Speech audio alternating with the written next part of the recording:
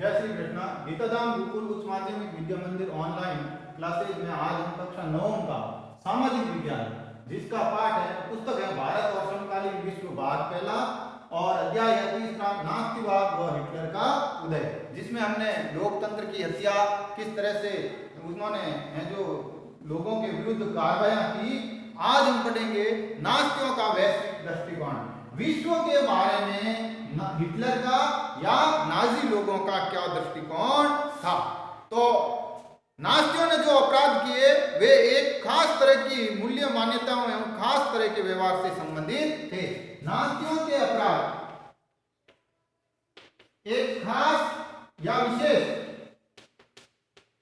मूल्य और मान्यताओं से संबंधित थे, और दूसरा वो एक विशेष तरह के व्यवहार से, क्या विशेष व्यवहार से भी संबंधित थे।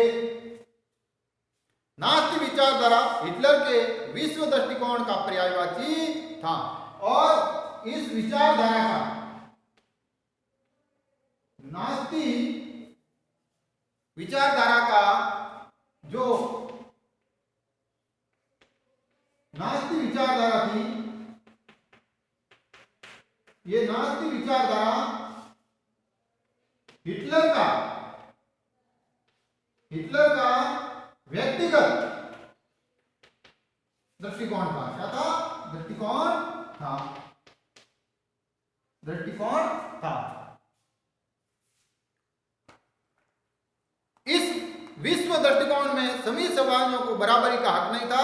वे नस्ली आधार पर या तो बेहतर थे या कमतर थे, और ये जो दृष्टिकोण था ये नस्ल के आधार पर था। किसके आधार पर था? नस्ल के आधार पर था। या तो कोई नस्ल विशेष थी या कोई नस्ल उससे है जो हीन समझी जाती थी। इस नजरिए से ब्लांड नीली आंखों वाले और नार्डिक जर्मन आर्य सबसे ऊपर और यहूदी सबसे निचले पायदान पर थे। यानी जो इस नस्ल में ब्लांड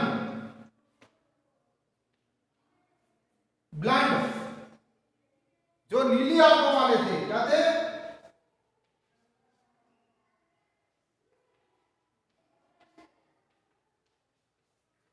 और उसके बाद नार्डिक, जिनको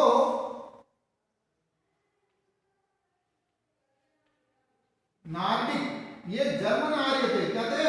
जर्मन आर्य। ये श्रेष्ठ लोगों में थे। किसमें थे? श्रेष्ठ लोगों में थे, श्रेष्ठ नस्ल में थे। और जो दूसरे थे यहूदी, कौन? यहूदी।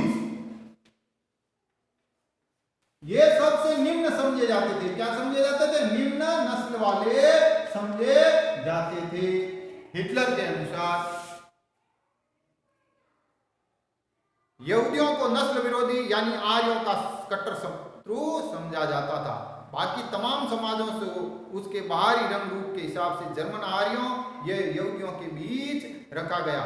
हिटलर ने नस्ली सोच चार्ल्स डार्विन और हर्बर्ट स्पनर जैसे विचारों के सिद्धांतों पर आधारित थी। और हिटलर की ये जो सोच है नस्ल की, क्या थी?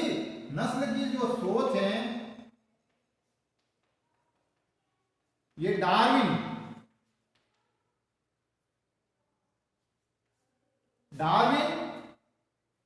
और हर्बर्ट स्पनर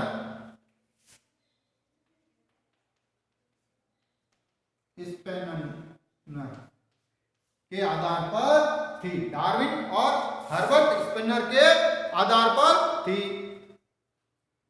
डार्विन प्रकृति वैज्ञानिक था, जिसने है जो विकास और चयन प्रक्रिया के आधार पर पौधों और पशुओं में जो नस्ल का प्रतिपादन किया था, और उसी तरह जीविकता का सिद्धांत जो सबसे हर्बर्ट स्पनर ने दिया वो है जो सबसे योग्य था। वही जिंदा बचेगा जो इस विचार को रखेगा। ठीक है। डार्विन ने जो नस्लवाद का, नस्ल यानी विकास का, और दूसरा है जो श्रेष्ठ जीविका, अर्थात जो श्रेष्ठ श्रेष्ठ संघर्ष करेगा, क्या करेगा? संघर्ष करेगा, वही प्रकृति में जिंदा रहेगा। इसका है जो उसने विचार दिया था। बदलती हुई वातावरणीय परिस्थितियों के अनुसार खुद को ढाल सकती हैं, वही पृथ्वी पर जिंदा रहती हैं। यहाँ हमें इस बात का ध्यान रखना चाहिए कि डार्विन के चयन के सिद्धांत को एक विशुद्ध प्राकृतिक प्रक्रिया कहा और उसमें इंसानी हस्तक्षेप की वकालत भी कभी नहीं की। लेकिन नस्लवादी विचारकों और राजनेताओं ने प्राचीन समाजों पर अपने साम्राज्यवादी शासन को सही ठहराने के लिए डार्विन के विचारों का सहारा लिया था। नास्तिकवादियों की दलील बहुत सरल थी कि वे नस्ल में सबसे ताकतवर हैं, वह जिंदा रहेगी, कमजोर नस्लें खत्म हो जाएगी, आर्य नस्ल सर्वश्रेष्ठ है, उसे अपनी शुद्धताएं बनाए रखनी है, ताकत हासिल करनी है और दुनिया पर वर्चस्व कायम करना है। तो उन्होंने हिटलर का था कि आर्य नस्ल, क्या आर्य नस्ल सर्वश्रेष्ठ है, क्या है? सर्वश्रेष्ठ है, ताकतवर है, क्या क्या है? सर्वश्रेष्ठ है, ताकतवर है और उसको शुद्धता बनाए रखनी है, शुद्धता बनाए रखनी है और वर्चस्व भी रखना है। ये है जो उसके नस्लवाद के श्रेष्ठतर नमूने थे।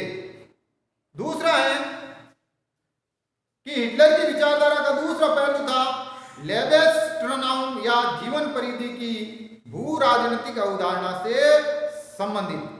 दूसरा उसका जो कारण था, दूसरा जो सिद्धांत था हिटलर का, वो था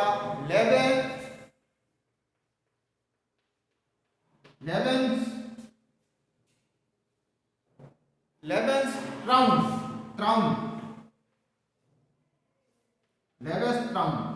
इसका मतलब है जीवन परिधि, जीवन परिधि क्या है? जीवन परिधि की भू राजनीतिक अवधारणा, जीवन परिधि की भू राजनीतिक अवधारणा, भू परिधि की जीवन परिधि की भू राजनीतिक अवधारणा, ये इसका दूसरा पहलू था। वो मानता था कि अपने लोगों को बसाने के लिए ज्यादा से ज्यादा इलाकों पर कब्जा करना जरूरी है, इसे मात्र देश का क्षेत्रफल भी बढ़ेगा और नए इलाकों में जाकर बसने वाले लोगों को ये जन्म स्थान के साथ गहरे संबंध बनाए रखने से मुश्किल भी पेश नहीं आएगी।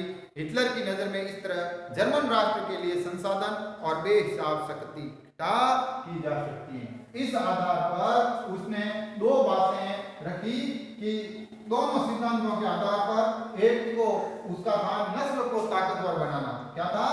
नस्ल को ताकतवर बनाना, और दूसरा था है जो साम्राज्यवाद को बढ़ावा, जिससे उसका साम्राज्य बनेगा, देश की सीमाएं बढ़ेगी तो अपने नस्ल के लोगों को वहां बसाने में सहायता होगी। पूरब में हिटलर जर्मन सीमाओं को और फैलाना चाहता था और वो पूर्व की ओर, कौन सी ओर? पूर्व की ओर, पूर्व की ओर सीमाएं बढ़ाना चाहता था। क्या बढ़ाना चाहता था? पूर्व की ओर सीमाएं बढ़ाना चाहता था ताकि सारे जर्मनों को भौगोलिक दृष्टि से एक ही जगह इकट्ठा किया जा सके, ताकि भौगोलिक रूप से एकता बनी रहे। क्या है? एकता बनी रहे, भौगोलिक रूप से एकता बनी रहे। पोलैंड इस अवधारणा की पहली प्रयोगशाला बनी और इसी वजह से उन्होंने पोलैंड पर है जो कब्जा किया। क्या क्या? कब्जा किया। इसी अवधारणा के आधार पर उसने पोलैंड पर कब्जा किया।